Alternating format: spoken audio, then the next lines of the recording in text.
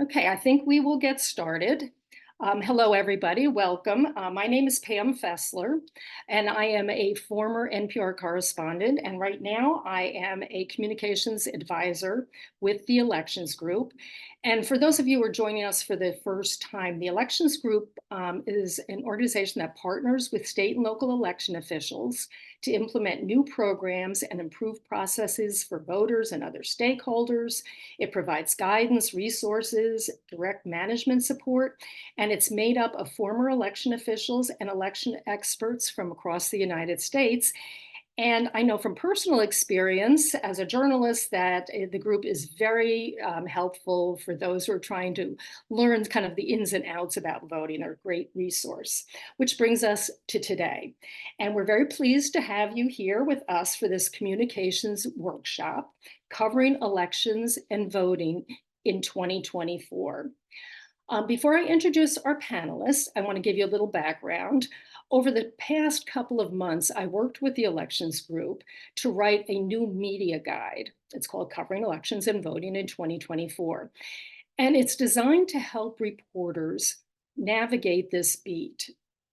Before retiring from NPR, I covered voting for about 20 years, and I know that it can be very confusing sometimes. So the guide is basically a how-to basics cover elections, and it's targeted mostly at reporters who are new to the beat, because I know there will be a lot of new ones for this election.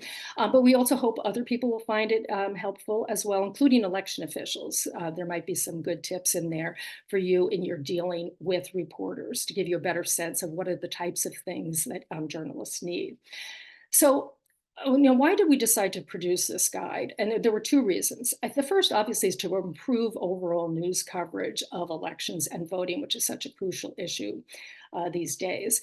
But we had another goal, and that's, if the public is confused about how our elections are run, that opens the way for mis and disinformation and helps undermine confidence in our elections. And obviously, media coverage plays a crucial role in helping the public be informed accurately. So if you haven't seen the guide yet, I want to just give you a quick summary about what it includes, and we will have a link to it in the chat. And maybe, Andrew, maybe you can share just the cover of the guide. Okay, it's 23 pages long. It has several different sections.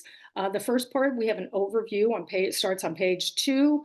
And these are some, we include some basic principles about elections, such as the fact, these are things that maybe are very obvious to people who have covered elections a lot, but might not be obvious to other people, such as things that elections are run differently in every county and state, and sometimes in every state, and then sometimes in every county within a state, and that it's important as a journalist to understand what the rules are in your particular area. One of the other overall principles is that elections are run by people. They are not perfect. There are problems every once in a while in elections. And the job of us as journalists is to try to distinguish for the public what are real problems that need to be fixed versus made up controversies that are being used either for political purposes or for other malevolent reasons. Then on the next section, we have, starting at page 4, it's basically, we have 10 top tips for covering voting. Things like get to know your local election officials now before a controversy emerges. Things like get a tour, learn the process from the inside, know what the rules are in your state. And I'm sure we're going to get many other tips from our panelists later on. We include then, go on page 8, we have a sort of step-by-step description of how the election process works, sort of some of the basics. And this might be helpful also for election officials dealing with the media. You might want to use this as a template that you can tailor to your own state or locality if you're trying to explain the process to your local media. I also include a bunch of news questions you might ask at each stage of this process. There are potential stories everywhere from beginning to end, from voter registration to printing ballots, mailing ballots, counting ballots, auditing ballots. So there's a lot of potential for stories there. Then the next section I have page 16, we have a bunch of story ideas. These are kind of things that I thought, well, maybe if I was still covering elections, this is some of the things that I might want to pursue. We also have some tips from some experienced reporters who have covered this beat for quite a while. Sort of the things like what did they wish somebody had told them when they first started covering this beat. Next, we have, I guess this is the last thing we have on page 18. We have 6 pages of resources, places that you can go to get information about how voting works and to really explain the process. These are people, they're government agencies, they're academics, they're nonprofits, there are other experts who, most of them have been studying and working with elections for years, and they're more than willing to help. So anyway, that's sort of my brief guide brief description of the guide. I hope you all get a chance to look at it and that it proves helpful to you. So now I want to get to our panelists. And there we go. Okay, great. We have such a good group of panelists. I'm very happy that you're all able to join us today. First, we have Pat Gannon. He is Public Information Director of the North Carolina State Board of Elections and a former journalist, which is great. I think, Pat, you are the only person who has been in both of these areas, so you will have very good perspective. We also have Ashley Lopez, who is a political correspondent for NPR. She's based in Austin, and she has been covering voting issues now for, what did you say, like 13 years? For quite a while. So she has a long experience covering it both locally and nationally. And then finally, we have Haley Watkins, who's the communication manager at King County Elections in Washington State. So thank you for joining us. Welcome, all 3 of you. Before we actually start our discussion, I just wanted to mention that the Q&A feature is going to be open for all of our attendees if you want to ask a question. And we're going to have at least 15 minutes at the end for questions. And if your question isn't answered, we encourage you to follow up via email, and that's at support@electionsgroup.com. And we will post that link in the chat as well. Okay, let's get started. Ashley, so I wanted to ask you, when you first started covering voting issues and elections, it's kind of an unusual beat in a lot of ways. What were some of the biggest sort of challenges you faced covering this beat? And then how did you address them? Well, when I first started covering them, I was asked just to cover a handful of bills in the Florida legislature when I was a baby reporter. It was like 2011.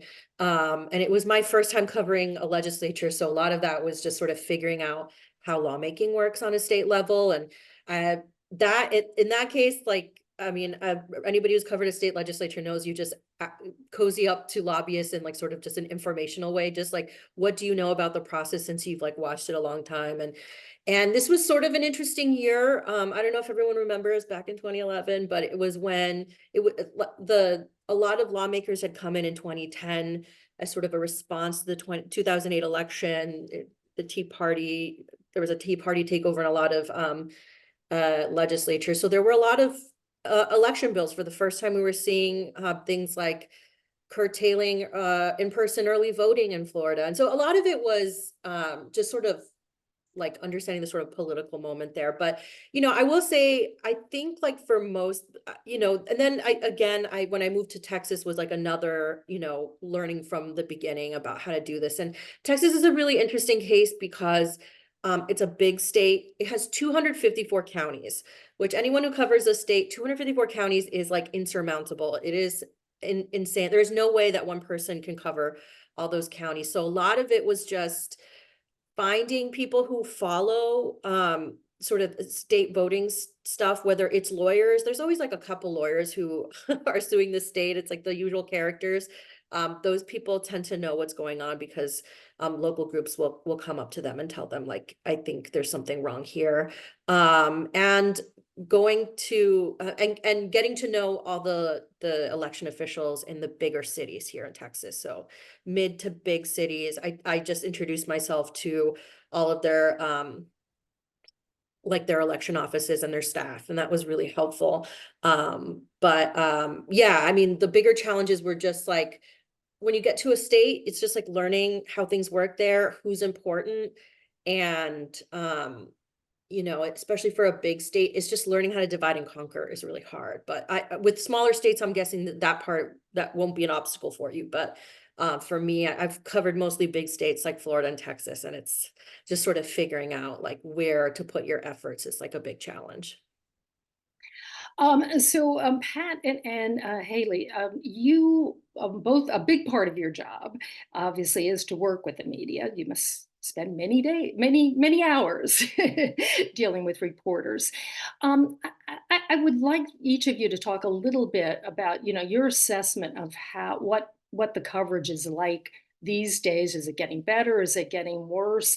And what do you see as, sort of the biggest gaps, and where things need to be improved? Haley, maybe you could start.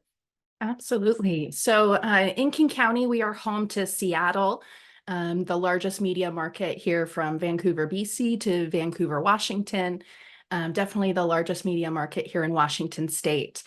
As Pam said, I get the privilege of working with the media a lot. And I'm one of a handful of dedicated communication staffers in election offices here in Washington. I think that's an important thing to note, is that out of 39 counties, there's 5 counties with a dedicated communications person to pick up that phone and to give you a call back when you call to answer those questions or ask those questions about elections. So oftentimes if folks aren't getting back to you, it's not because they're avoiding you, it's because we are simply strapped for capacity and time. And then I think one of the things I would love to see more of in media coverage is more coverage between elections. Here in Washington State, we run 4 elections, at least 4 elections a year, every single year. So we have special elections, primary, and of course our general. I tend to see our media folks most in that kind of 2 weeks right around the election, but I would love to have folks in more often and have more robust conversations about what we're doing between elections. We get so many questions from partners and voters and even from media that's like, oh, well, it must be so quiet for you all between elections. When the reality is, right now, today, I'm working on stuff that won't go out to voters until August. So we are working in advance. And personally, I think there's a lot of really interesting stories to tell about how that prep work happens and the people who do all of that prep work. That's great. And I think that's one thing we try to say in the guide too, is that there really are stories all along the way, from beginning to end that really will shape what happens in November. Pat. Good afternoon, everyone. I work in North Carolina, which has 100 counties. And as Haley said, some of our counties have dedicated PR people, but most of them do not. So I am often, myself and my very small team are often helping the counties respond to media questions and public records requests. As far as to answer your question, and that's just to give a brief outline of kind of what I do in North Carolina, but to answer your question, Pam, about how the media is covering voting, I would say it's pretty much, it's pretty good in the Raleigh area. We have a lot of seasoned Capitol reporters who understand most of the issues, have been around for a while.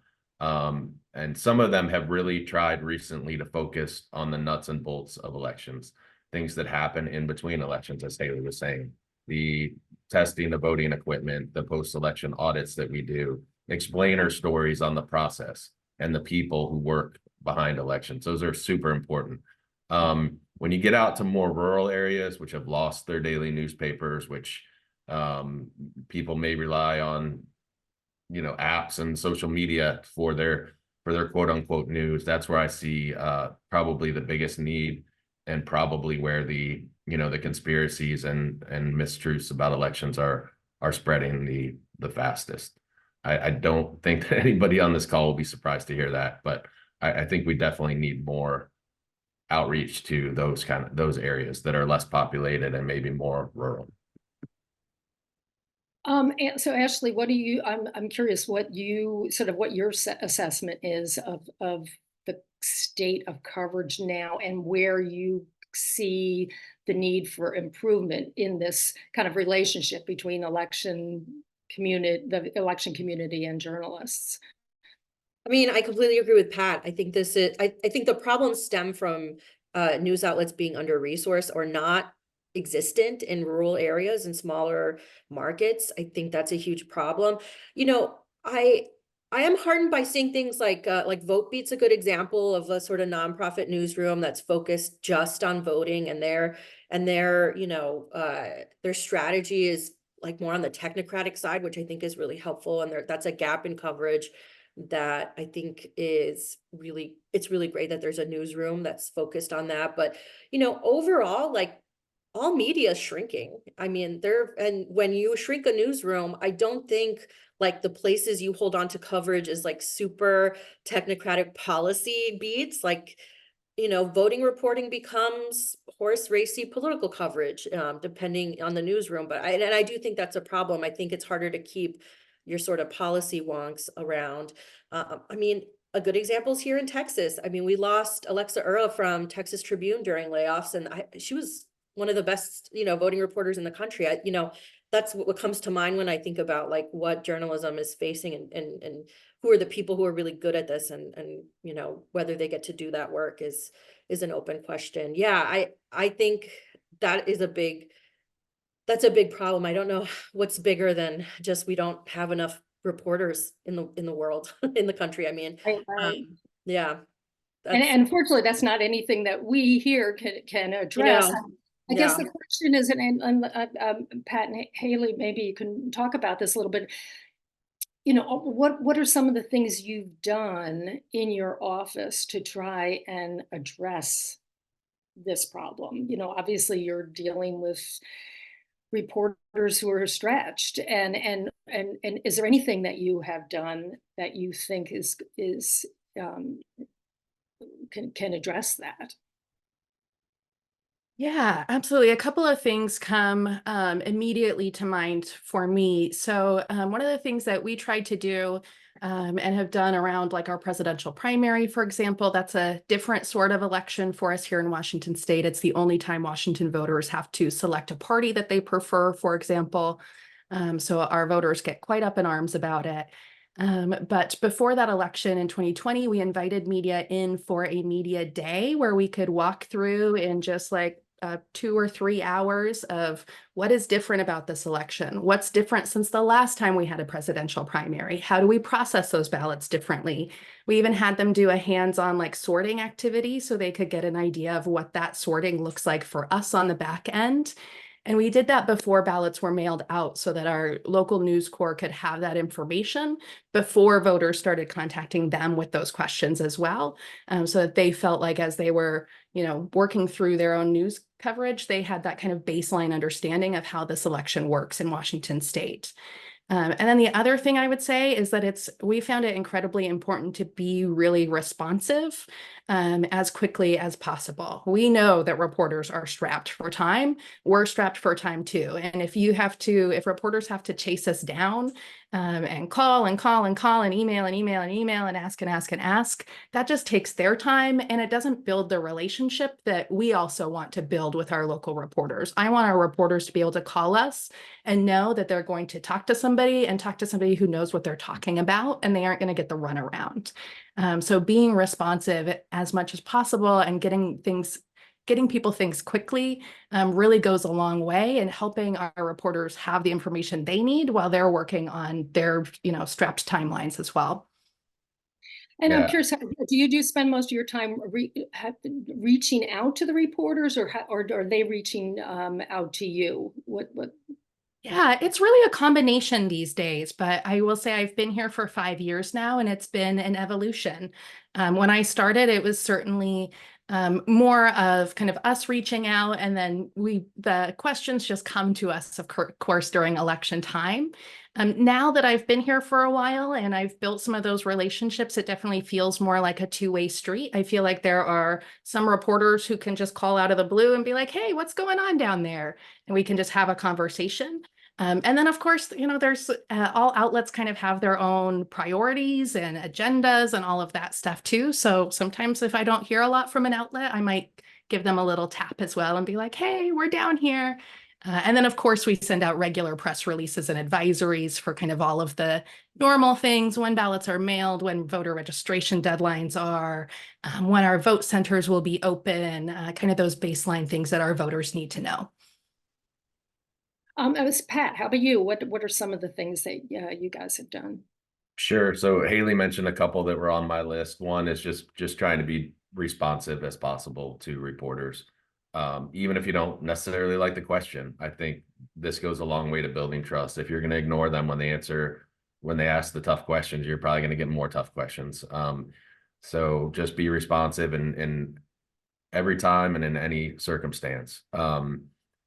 Also, press releases are a huge tool for us. I think we put out 82 from our office in 2020, and we'll probably, as long as I'm still alive, we'll probably have that close to that many this year. I also think the most important education tool for us is our website. A couple of years ago, we redesigned our website. We have tons of information there. Some people say too much, but we have a lot of information on our website that I can then link to in any responses we give to the media and the general public, where they can go read more about a particular topic. And excuse the dog if you heard it. So lots of press releases. And a few years ago, somebody had the foresight to hire a data communications specialist who works on my team, who is he's a statistician, trained statistician with experience in all kinds of data, very good with R and all those programs. And he very quickly came up to speed on all of our data that we have at the State Board of Elections. So he can provide, he can respond quickly to reporters who are asking questions about data, turnout, voter trends, voter statistics, things like that. And that half the questions we get these days probably are related to our data. So I think it's extremely important to have data, some very good data knowledge on your team at an elections office. Oh, that's great. I would actually echo that too. I think one of the big questions we get from folks is data and looking for some help with, how you take that raw spreadsheet and find vaguely what you're looking for. And so sometimes that means, as a communications person, I'm like digging through a spreadsheet to help show a reporter how to filter it or find what they're looking for. And it's really helpful to spend that time with them. So I would recommend it. In the moment, it can be a little like, really, I sent you the spreadsheet, but spending that extra time can be really helpful. Ashley, what about you? What are some of the things that you have found most helpful that election offices have done? Well, I mean, offices, and I came across this a lot when I was a local reporter, offices that are really forthcoming and proactive about sharing data. That to me is the best, because I might not reach out to every election office trying to see what's happening. But if there's data that you guys think is interesting, I always I had a couple of election offices be like, hey, I think this is interesting. You might find this interesting. Another thing is, if offices are getting an uptick in a certain question from voters, I used to have an election official to be like, hey, I'm getting this question a lot. And even though we can't really figure out or zero in on where this is coming from, this is a place where, especially in public radio, things like explainers are really helpful. Hey, this is a thing that the public is confused about. And even though, it may not be your traditional news story, just having an explainer hey, this is a function of how government works. If I know that this is voters in the area I'm covering are curious about this, that's a great opportunity for a story. I had an election official who was like, hey, people aren't aware that we changed our mail ballot so people can't figure out where to sign. That is something small like that could be a really useful explainer, especially a little digital piece. And yeah, just election officials being sort of like proactive and saying like, hey, we're getting this question a lot, or hey, this piece of information, this data is interesting. I mean, those are great stories. I don't know that putting it in a press release, those things get kind of lost. I would say pick a reporter or two that you like and be like, hey, I think this is interesting, it could be a story. And so I can't imagine that a reporter wouldn't pick that up. Yeah, and those explainer stories are really good, the good kind of stories to do now, and they also help the journalist, develop a relationship with the people who know what's going on, and also it informs the public. And I think that's what you mentioned, VoteBeat, which is this nonprofit organization, that news organization, and they do a lot of those kind of stories, which I think are really helpful. So we on this call all think that journalists and election officials were all perfect, but that's probably not the case. And I am curious, as a journalist, you often encounter you can't get the information that you need. It may be an election official who's not returning your phone call, or who's just saying, oh, I don't really know, or they just won't answer your questions, that you can't get that information you need. I guess first I want to ask Pat and Haley, from your perspective, what should a reporter do if they're just not getting cooperation and help? Where do they go? Silence. You want me to start with this one, or Haley, go ahead if you want. No, you go first, Pat. Okay, I'll go first this time.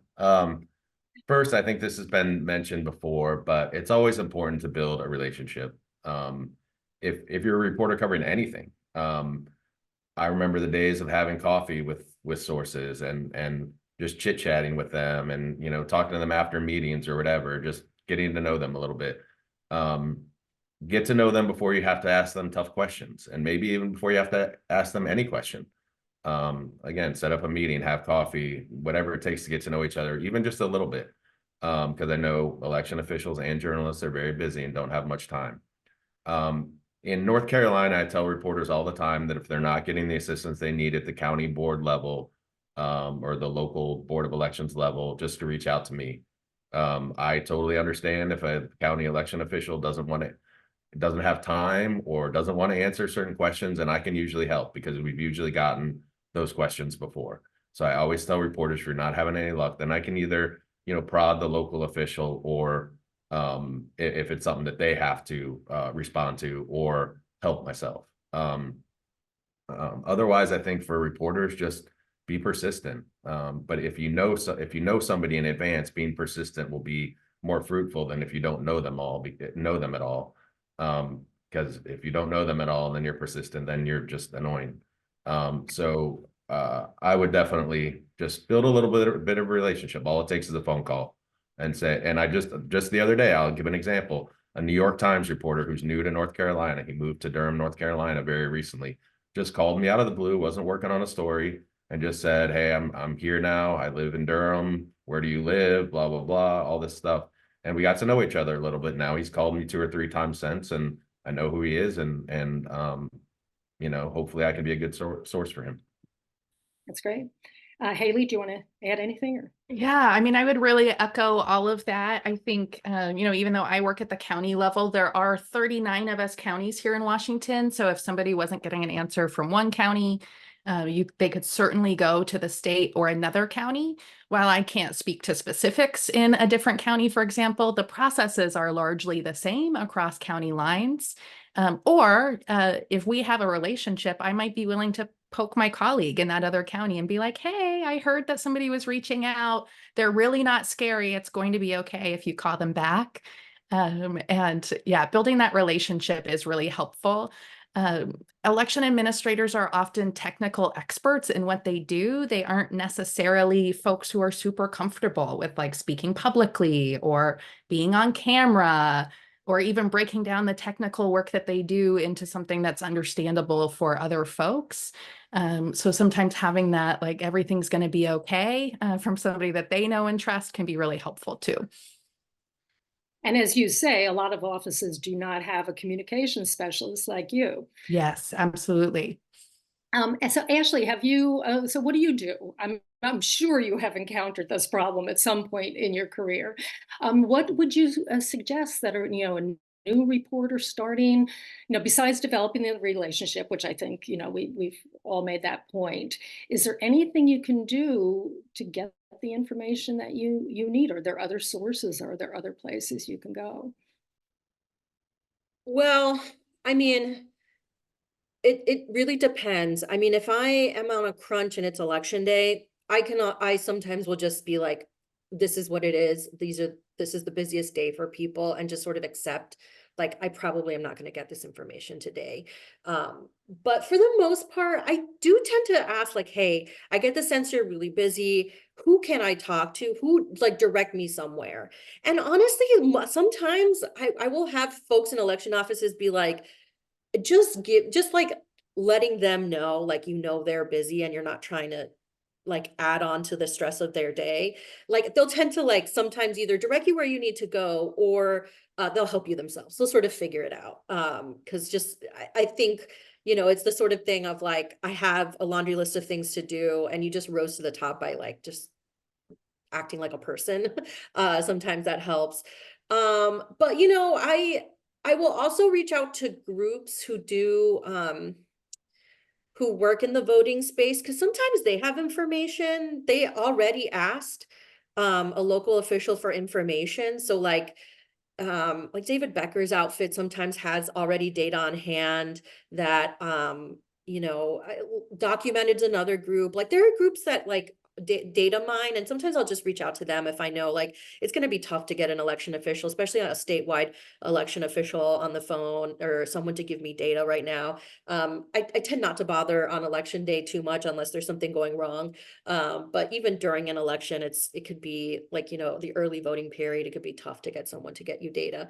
So I don't know. I try different things, and sometimes, like, especially if I'm talking about, like, lawmakers, especially, like, I mean, I just sort of give up the ghost. I'm like, I'm probably not going to hear from this person. I can find other people who maybe can answer something for me. Or yeah, it's tough. I mean, how do you get someone to talk to you that doesn't want to talk to you? Is a classic, like, journalism blunder. Like, you can either work your way around it, or just sort of, like, figure it out, or try another time, because sometimes it's just timing. Yeah. I mean, one of the things I found about, and one of the reasons I actually liked covering voting was in some ways it's a very small community, but there's so many organizations that are involved in look at voting. I mean, there's so many election officials in this country, and most of them I found were more than willing to help, because it's in their interest for the public to understand what's going, for the most part. I mean, you're obviously going to run into, but that there are so many parties that, if you're having trouble or running into a roadblock with one person, there's usually somebody else that you can talk to nearby. Uh, did you want to add something, Ashley? I did, yeah. I have found also, like, if I want an explanation of how something works, like, if I want to figure, like, let's say ballots are coming in late or something like that, go to, like, a former official, someone who used to do that job, because you may not get the answer to what's happening, but you could get a good sense of what could be happening, right? And it'll help you sort of narrow down and explain to people what sort of, anyways, like, how something works. So, like, in the middle of an election is a tough time to get election officials to explain to you, like, if something's going wrong, what's going wrong. But I would say former election officials, sometimes they tend to still talk to press, and just sort of an explaining way, like, this is what could be going on. I don't know. I have found that helpful in the past. Can Right. I, And inter- then, can I sorry. interject something real quick, Pam? Yeah. I would just caution really quick that in North Carolina, and I know a lot of other states are probably similar, our laws change all the time when it comes to elections, and laws can mean changes in processes and procedures that can change from election to election. So I would just really caution reporters, especially if they're not always covering elections and don't keep up with those changes, to really try to verify things with election officials. A lot of the advocacy groups are great, and a lot of times even better than election officials in spreading the word about, and accurately spreading the word about elections. But sometimes, there can be confusion with changes in laws and processes. So I just wanted to throw that No, caution. yeah, that's a very good point. And I think you mentioned it, Ashley, and also one of the tips from one of the more experienced election reporters that we included in the guide was that are also actually a lot of lawyers out there who are working on cases either for the parties or the political parties or for the elections offices or for the state legislature or local governments that are on top of what's going on as well. I mean, it's as with every source that you use in any story that you're doing in journalism. Obviously, you have to weigh, who can you trust and who has the legitimate information. But there are a lot of sources out there, which actually brings me, Ashley, to I think a kind of an interesting question for those who are covering elections today. How do you deal with people or groups that are clearly spreading misinformation or doing something to undermine confidence in the elections? Do you do you interview them? Do you report on them? Do you ignore them? I mean, in some ways, they are part of the story of what's going on. How do you deal with that? Well, I mean, it starts with obviously a conversation with my editor, because I do think there are a lot of groups who are, how do I put this? They're more in like the grifty side of this, whereas like there's like a lot of little groups who are mostly, I think their whole purpose is to sort of be a platform for these ideas. And I don't think that needs to be covered as much as groups who maybe sometimes disseminate disinformation, but also do play a key role in laws being made. And I do think people like that should be covered because they influence lawmakers, and anyone who influences the lawmaking process, I do think journalists need to, I try to interview. A good example is in Florida, there's a group that has a lot of influence on what bills get passed and what gets put in a bill and what sort of dies in committee, that sort of thing. And so and they are tougher, I will say they are tougher to get on the phone than, let's say, voting groups like the League of Women Voters and the ACLU, stuff like groups that do that other kind of work. They're not as responsive to media. So they're a little tougher, but I do try, and I do think it's important to hear from these groups as much as possible. I think so NPR has a voting team, and our voting team has had a hard time getting some of these groups, whether or not they are, just, let's say, less consequential to like what ends up becoming laws and stuff like that, like how less influential I should say to like policy. As well as like groups that are pretty prominent and like have a lot of influence. Like I think across the gamut of those kind of groups, it's hard to get them to talk, but I do want to talk to them. I do think it's important to hear from some of these groups. Now, of course, again, I would talk to an editor and be like, what is trying to figure out like which group specifically we should talk to, and like what sort of role they'll sort of play in the story, how, if they do present misinformation in an interview, how we handle that, because, of course, we don't want to platform disinformation or malinformation, anything like that. Or at least we'd have to do it in a way where we can like be like, this is a concern they have. Here's what we know about what they're saying, of like the reality of what the situation is in the voting world. It's complicated. It's like, I guess the way to put it, we do think a lot about how to include people like that in the story if they're willing to talk to us, which I think has been the biggest hurdle, because they are a part of the conversation and they are affecting policy. These kinds of groups are affecting policy in some places. And so I personally would like to hear more from them, but that is the tougher thing now, is just sort of even getting them to pick up a phone and talk to me, to be honest. Right, but I agree with that. I mean, I think it is important to understand what people who are challenging the election system think and why, and what they're planning to do about it. I just don't. Do you have any thing you want to add, Pat or Haley, to that?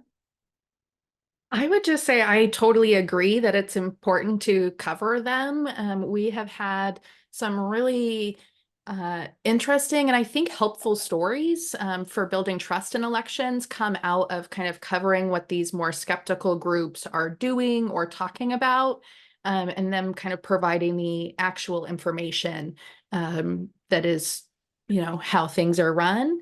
And that's been really helpful, I think. So it gives them the opportunity to talk about what they're doing and what they're thinking about, and gives us the opportunity to say, okay, and this is what the law says, and this is what we do in our office.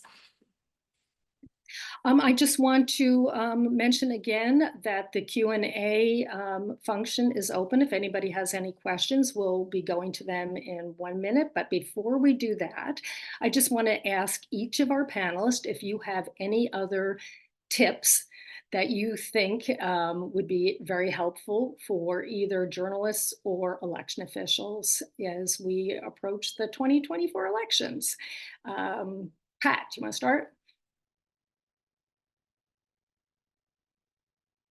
Yes. So I think part of it is getting back to the basics, and this is for reporters and, well, mainly for reporters, but also for the election officials. If you're a reporter, go to the meetings. If your county's having a board meeting, or we do most of our state board meetings remotely, listen in. You can do it while you're doing something else. Just kind of keep track of what's going on. Go to your county board of elections meetings. Go to the public demonstrations of voting equipment and the voting machine testing. Go watch the people hand count the ballots if you have recounts or audits that are hand counts in your county. See what they're doing to ensure that the results are accurate, and then report on that. And if you're an election official, I think it's, and I could do better with this, we could all do better with this, but is making those events and those types of things available to the media and to the public. Open your doors, show the processes, encourage people to go to meetings, encourage people to join your media distribution lists and your press release lists so they get accurate information about elections. And then don't believe anything you read on social media without verifying it first.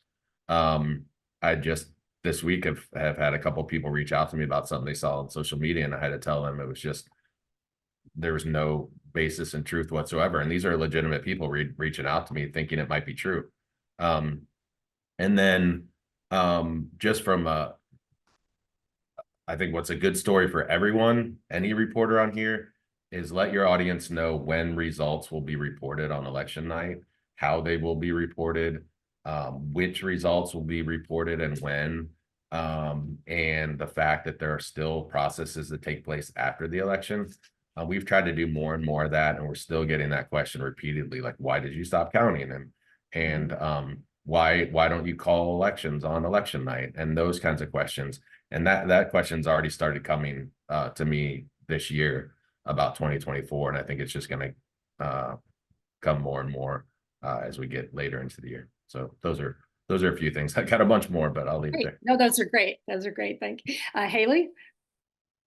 Yeah, absolutely. I mean, first of all, Pat's comments just made me want to say election offices do not call races ever. I don't know how many times I've gotten that question. When are you guys going to call? We don't call. We just count votes. So that's important to know. And then so for election officials, I think what I want to say to folks is that, again, everything is going to be okay when media calls you. And what I tell my team, we do annual trainings for folks who may encounter media, so that if I'm out and our director's out, somebody would still be available and okay with speaking to the media. And really the whole point of that training is that as long as we tell the truth, everything's going to be okay. We can circle back on any conversation, and as long as we told the truth, we can clean up anything we need to clean up on the back end. The truth is what matters the most. So just keep that in your mind. And then for reporters, I would just love to see more reporters asking election officials, what is new that we're excited about? We often get kind of stuck in this loop of covering kind of, responding to the skeptics' questions in kind of an indirect way. or talking about, all of the defenses and things, but there's a lot of really good work happening in election offices across the country to make the experience better for our voters, to make things smoother, to make sure we're conducting accurate and secure elections. Ask what's new. We have new and exciting things. We're sending text messages to voters about where their ballots are in the process now. We're rolling out new languages. We're making tools to make voting easier and better for our voters. And there are interesting and good stories there to tell too. Okay, thank you. Ashley, tips? Oh man, it's hard to add anything to that. That's really good. One that came to mind is no matter where in a state you are, this is for local reporters, get to know the election official that's near your capital. Because they tend to be the pitch hitters when there's stuff happening on the ledge. They tend to know the most. It's in every state I've lived in, they seem to know the most about like what's going on in the legislature, but from like the perspective of an election official, because they have to sometimes, they're like the person who's closest, so they'll go to the ledge to like talk to lawmakers and stuff. So I don't know. That has been, in every state I've lived in, that has been the most knowledgeable, one of the most knowledgeable election officials I could talk to. And other than that, I will just reiterate that get to know the legal busybody, the lawyer who always seems to be somehow involved in every sort of voting case, because they also are just like a wealth of knowledge, and it's hard to keep track of everything that happens in a case. Especially if you're not a lawyer. I get confused all the time about what happens next. Those people are really good to know. Well, those are all great tips, and we have a number of questions. We're probably not going to get to them all. So again, we have a email address in the chat for anybody who's still wants their question answered and we don't get to it. I guess so. This first one, it looks like it's from I assume somebody from an election office, but I think it's an interesting one. It says, do you have any recommendations on how to handle misreporting? We've experienced being misquoted and misinformation being shared from our trusted news sources. It's very concerning to us, especially as threats to election officials and staff are rising. So what do you do? I guess, Ashley, I'm going to ask you first. What do you recommend election officials do if they see something that's been misreported? I mean, first call that reporter, and let them know that something's wrong. And if nothing happens, ask their editor. That is serious. And I think most journalists will, if they're good at their job, like this is the worst call you could get, like if you got something wrong. And usually from like the times that has happened to me where I got something, wrong. Misquoting is hard in radio because we tape everything. So misquoting is not something, but it's like I got like a number wrong, like it's supposed to be this percentage, not that one. I will beat myself up for weeks about that. And I deal with it right away. I take it to an editor. So I don't know, like it depends on how severe, like what we're talking about here, spreading misinformation versus just sort of making a mistake and getting something wrong, because journalists do that. But that would be my first thing, is call the journalists and have them deal with it through their editorial process. But if it's a more serious situation than that, then I think you have, if it's especially something that's going to confuse voters, I would say, release a press release, explain this is what the reality is, just so like there's the right information is out there. That would be my strategy. But I would say always call the journalist first and let them know they got something wrong. Pat, Haley, do you want to add anything? What do you do when you see something out there that's clearly wrong? Yeah, luckily I haven't had to make too many of those phone calls. And I will go back to Ashley's answer too. There's a big difference, right, between like getting something slightly off and between like reporting something that's totally wrong. So those are two very different situations. And we've been pretty fortunate here in our corner of the country, but I have had to make a call or two about like a wrong number being quoted, particularly those how many ballots left to count. I get really nervous if those numbers are being reported a little off. Sometimes if it's not something that like is that folks are really going to be paying that much attention to, or it's just kind of an offhand comment, I might even let it slide, and that's okay. But I have had to make a call one time to a radio reporter who had done a story that basically alleged that if you could print somebody's ballot off, that you could forge, you could count, or you could vote for them, which is just blatantly false here in Washington State. And that was a bit of a tough phone call. But we had a really good conversation. And what I did was I said, hey, I heard your story, and while I can see why you came to that, I would have loved a phone call to walk you through this before your story went out. And why don't you come on down and I'll show you how this process actually works. And it took a couple of weeks. He had to go back and talk to his editor, and but they did do a follow-up story that wasn't a retraction by any means, but was kind of an indirect, here's how they process ballots. And I really appreciated that effort. And that reporter and I now have a really strong relationship because we've gone through that process together and had some tough conversations together. That's great. Pat?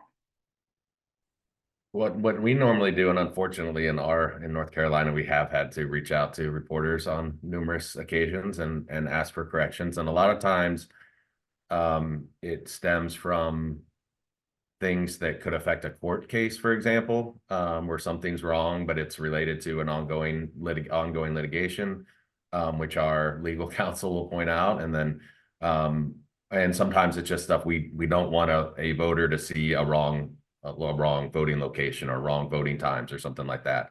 So if it rises to that level, you definitely want to get it corrected. And what I would normally do is just send an email really quickly to the reporter and say, this part of your story is wrong. I'll do a little snip of the section. Here's why it's wrong, and here's how it can be corrected. It takes a little more time, but that if they do it, that it's going to be correct when they correct it, because a lot of times, and coming from journalism background, sometimes the corrections are harder to write than the story itself. So we want to give them an example of how they could correct it if they choose to, and 99 times out of 100 they'll use our thing. And like it was Haley or Ashley said, most reporters will correct it. That's their job to get things right. So they will want to correct it. No, that's great. That's kind of what we do. And I know, remember, as a journalist, I would always not understand if I made a mistake, why the person didn't call me up and tell me. They might grumble to somebody, oh, she made a mistake. It's like, no, please tell me. I really honestly wanted to hear that.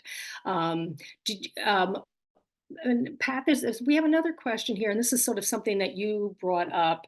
It says, and I assume this is also from an election official, it says, what should election officials in news deserts keep in mind if they have out-of-area reporters who start showing up during a crisis?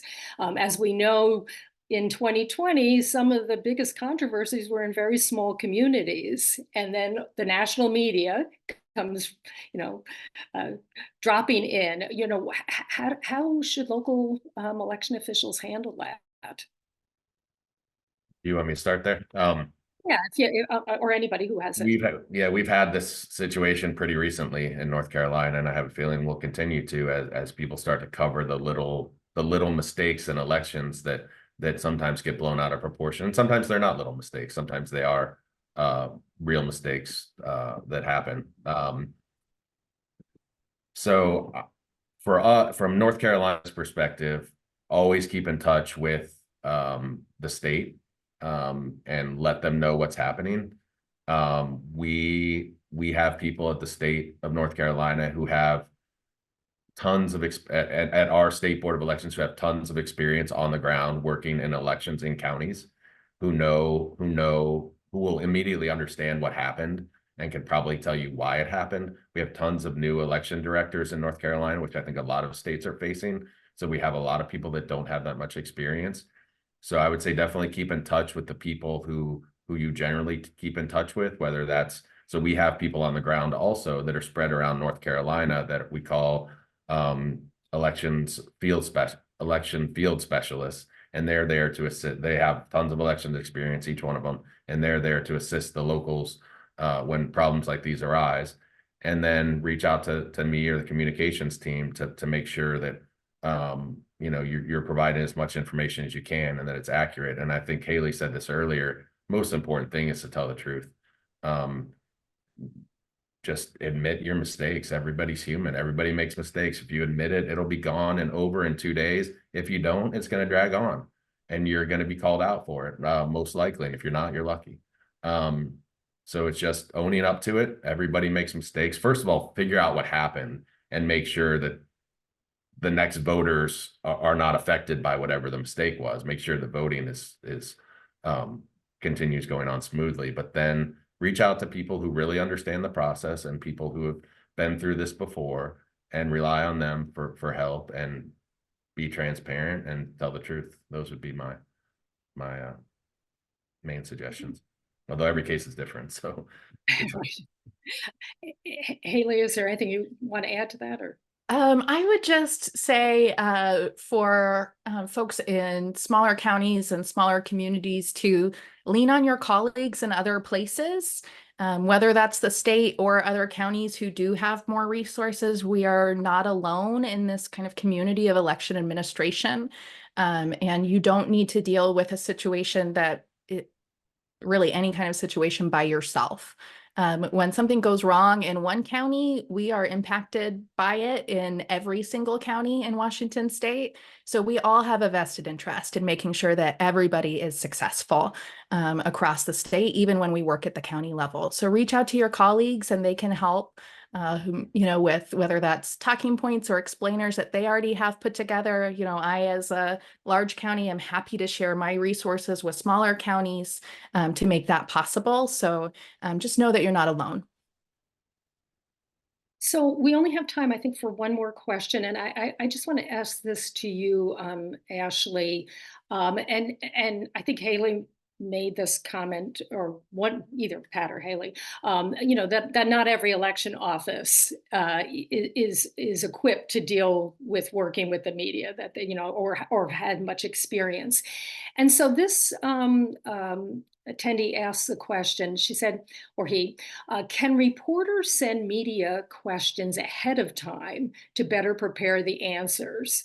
If so, what's a good way to ask for that without getting pushback? So this is clearly somebody who would like some, you know, lead time, you know, with questions. So is that even possible? Yeah, of course it is. You know, especially if I'm working on something that's sort of like takes more time, I don't mind doing that at all. And you know, I will sometimes send like notes of like what I want to talk about. Like it's not specific questions, just so people can prepare. I mean, the way I always think about stuff is like election officials, really anyone, no one has to talk to me. Really, no one is going to jail if they don't talk to me. So a lot of it is like making someone feel okay talking to you. So if someone feels more comfortable getting like a few questions or just like topics so that they can feel prepared to talk to me, I have no problem doing that. I always reserve the right to say, hey, look, I might ask a follow-up if I don't understand. There might be something, and you can just say, look, I can't answer that. Let me get back to you later. But yeah, there's really no problem in doing what you can to sort of like help someone feel more comfortable. We're all people, like, and you're going to get better tape. Well, this is a radio thing, but like, you're going to have someone sound more conversational and sound better. And they're not like they're in a hostage situation. If you do what you can to make them feel better, because they're doing, in a way, they're doing something that they don't really have to do. Especially if they're not getting paid to do it, if you don't have a PR person or a comms person there in that office. So I have no problem doing that. And just also ask, hey, what else can I do to like make you feel less nervous? I always start every conversation on the radio like, hey, this isn't live. This is pre-recorded. So if you want to backtrack, clarify, or restate something, go ahead. None of us sound polished all the time. So there's really no problem there. So I don't know. I'm totally okay doing that. And that's possible. If someone wants a heads up, I think it's okay to give them one.